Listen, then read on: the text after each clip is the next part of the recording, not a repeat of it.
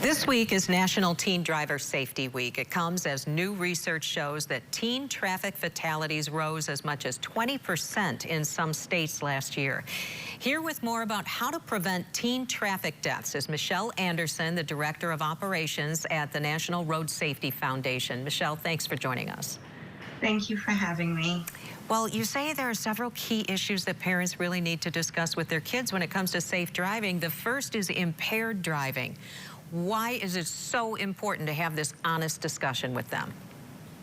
Well, this is very important to have the conversation with your teens because, for one, we know that drinking and the use of any type of substance is illegal for young people, and it impairs their decision-making while they're behind the wheel, which is a recipe for a disaster. Young people are inexperienced drivers as it is, and then to have that combined with any substance will definitely lead to a crash. So it's important that parents speak to their teens and just try to find out what they're doing, what they're doing even with their friends when they're not around their parents, and to make sure that they arrive to their destinations safely.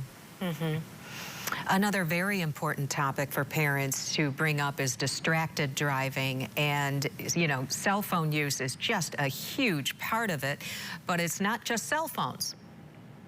No, it is not just cell phones. Just having a mere conversation is also something that can definitely lead to a crash. This is a cognitive issue, and your brain, especially a young person, cannot manage both things at the same time. To have an in-depth conversation as well as paying attention to the road ahead of them. So yes, anything that's going to distract you, whether it's a conversation, whether it's reaching for the gadgets that are in your vehicle to make adjustments, or to even use those tech devices, all of these things are a danger to any driver, but primarily to teen drivers because of the fact that they are inexperienced. Right.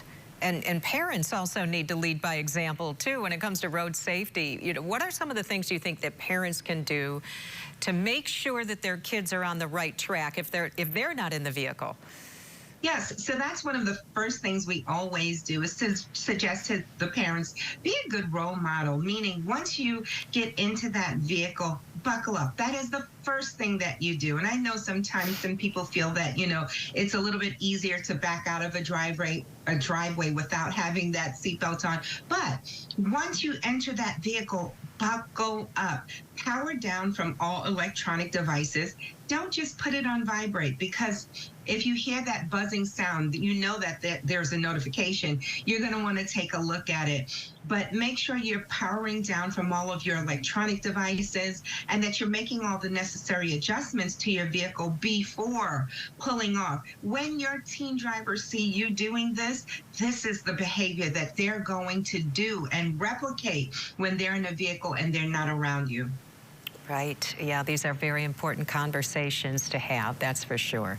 Michelle Anderson, thank you so much for joining us today. We appreciate the suggestions. Thank you so much.